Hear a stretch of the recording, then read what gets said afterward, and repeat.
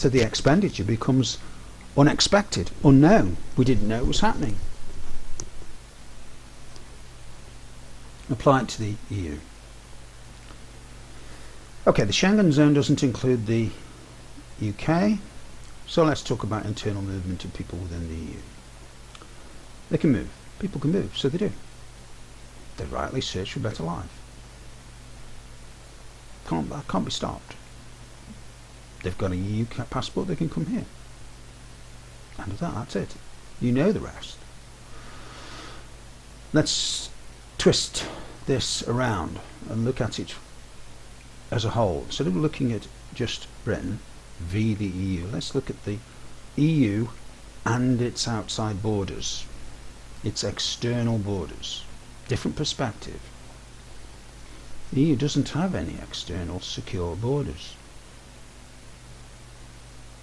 The people who are pouring in are by and large economic migrants. You get pretty pictures of children, mums, elderly people on the news. Well, I've got news for you. The vast majority of them are young men, quite rightly, looking for a better life. I know, 10% of them are terrorists. No. That's not the issue here. The issue is they are looking for work. Is the work there?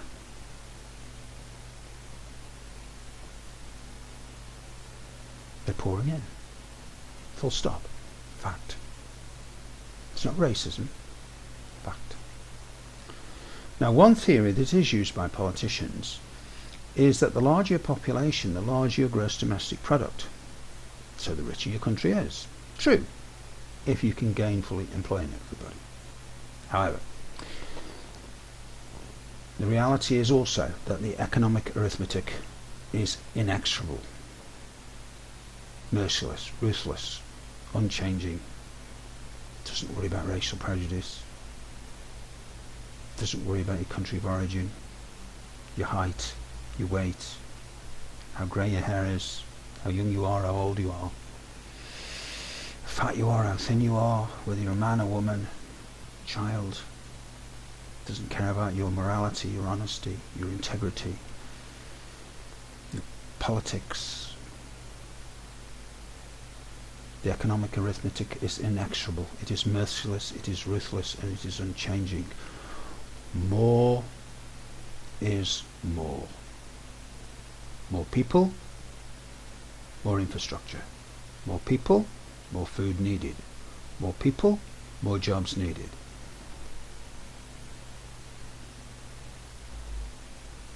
Finally, this is not about numbers, this is about quality. If your borders are open, and the EU borders are open, then you're not selecting or controlling who comes in. You want a good plumber. Might be from Poland. What's wrong with that? Why shouldn't he or she be from India, Australia, South America, Africa, China? Why not? What is the biggest pool of people from which to choose the best in the world? What's the biggest pool? Given that the UK is the world's 5th largest economy, I think it is? Yes, 5th largest economy. So what's the biggest pool? Let's go and choose. What's the biggest pool? Oh, the biggest pool to choose from in the world is the world, not Europe. Okay, summary of this section. Too many. And are they the best ones?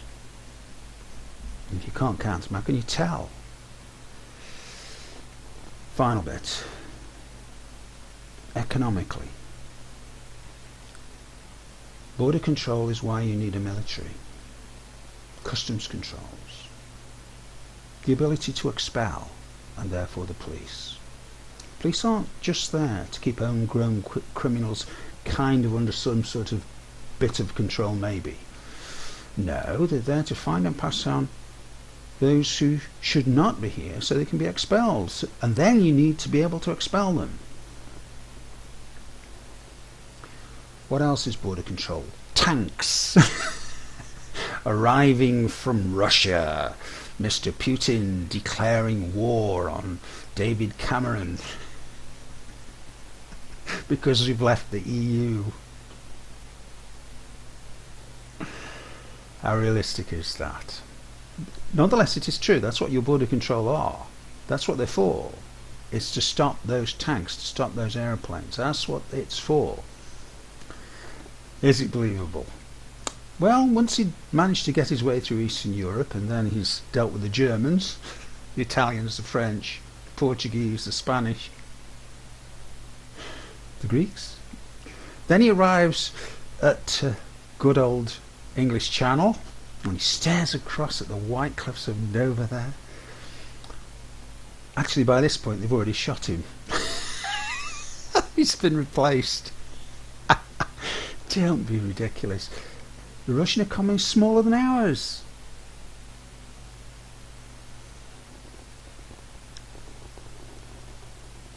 If you cannot control your borders, if you cannot budget for the amount of people coming in because you don't know who they are or you're lying about it, if you can't do that as well as you possibly can, and such things are never perfect, well then your economy is not under control. Please, you will never properly control an economy fully. Of course you won't. But you've got to do your best. Are we anywhere near that? No. So what's the problem? The more.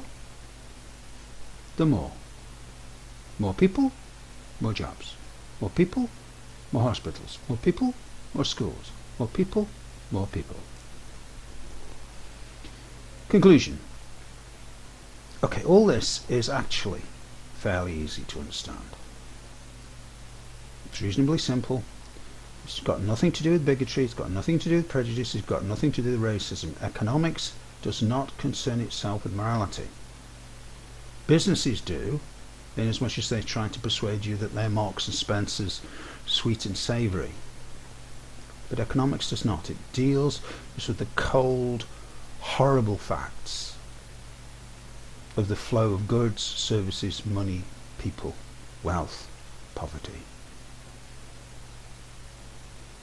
What economics is about is, it is the foundations upon which you build a successful economy. If you haven't got your economics right for your economy, then your economy will be at best inefficient. And we've seen that the EU is way below that. That's what Norway's done. They rejected the EU twice with the same kind of pressures that have been placed on us now. And what are they doing? They're watching their economy grow far better than anything in the EU. So, the economics I'm using to come to these conclusions, the correct question is that economics, Keynesian economics, is it correct? Well, you can't prove a theory is a fact. That's why you call it a theory. What you do is you disprove it. It's wrong. Think about science. Ask a scientist. Are the Newtonian laws, are Newton's laws correct? Well, in certain circumstances they work, yes. In other circumstances they don't. So, has Keynesian economics been disproved? No. Has it been confirmed? Well, yes, that means it's not been discredited then. Yes, that's right, it's worked. It's been confirmed. And the more confirmation you get, the more confidence you have in that theory. The latest confirmation for Keynesian economics was 2008. We climbed up the business cycle, reached the top, and just as he predicted, it went down. No preparation was made, so it was a very, very fast drop. Bang! Keynesian economics has been confirmed continuously since 1900. It was written in the middle of the 20th century, and it's been confirmed since that time. Is it perfect? Doubt it. I don't know anything that is. God is perfect. Outside that, I don't know. Do I know what perfection is? No. That's all you can say. It's been confirmed. It's not been disproven. It works. It works And it works. That's all there is. A few final words. Don't believe me. Call me a liar. Pretend I'm a spy from Russia who's come to undermine your links with the European Union, and once we've left, you'll attack and destroy Brussels with a nuclear weapon. Okay? Assume that I'm an evil spy in the pay of the enemy. I'm a liar. I'm a fool. I'm an idiot. I don't know what I'm talking about. I'm making it up as I go along. Okay? Right? Assume that. Now go and check. Get yourself an economics textbook. Doesn't have to be brilliant.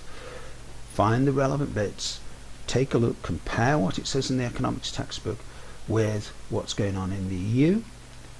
Consider what are the real business options of that basic economics with regard to the EU and the UK, Norway, other countries who are not involved. Compare them using that.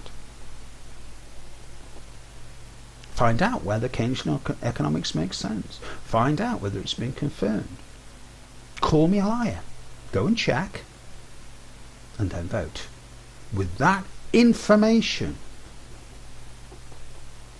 in your mind, at least the decision you're making is based on something, not just some blab by a politician or some rich person who happens to be better off if his company can trade in the way that he wants it to. He thinks.